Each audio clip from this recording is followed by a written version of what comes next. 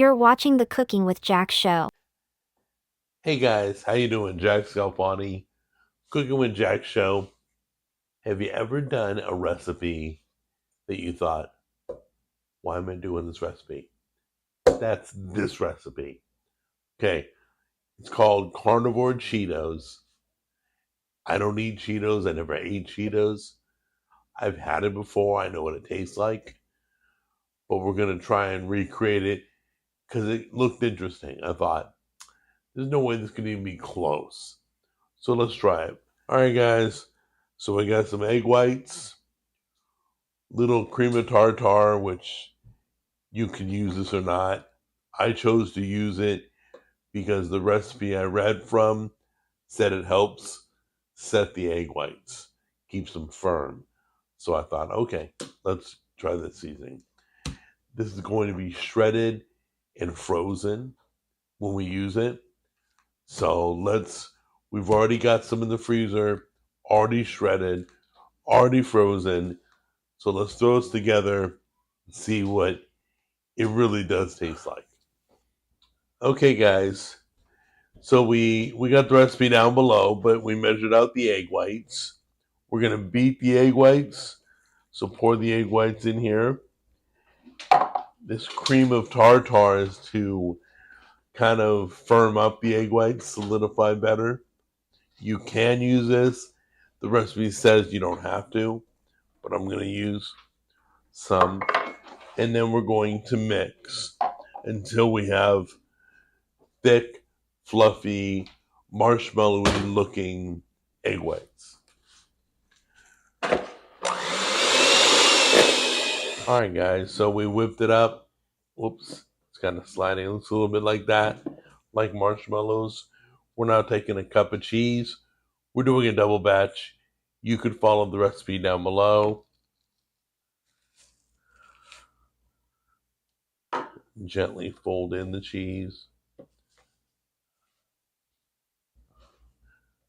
Once we've incorporated the cheese into this, we're going to put it in a Ziploc bag and use it as a piping bag. If you've never used a Ziploc bag before as a piping bag, it looks just like that. Use one of the corners to squeeze out. We're just going to clip a little bit. Okay, guys, to be totally honest with you, this still isn't thick enough. The recipe says that you should be able to squeeze out little, they look like French fries, but they're really like Cheeto size. So we're doing little pieces. She's spreading out what she can, but it's still kind of loose.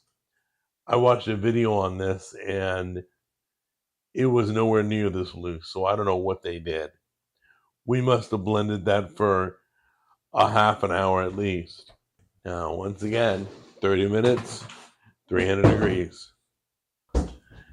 Okay, so first of all, these look nothing like they did in the girl's video. I did exactly like she did, same measurements, same everything.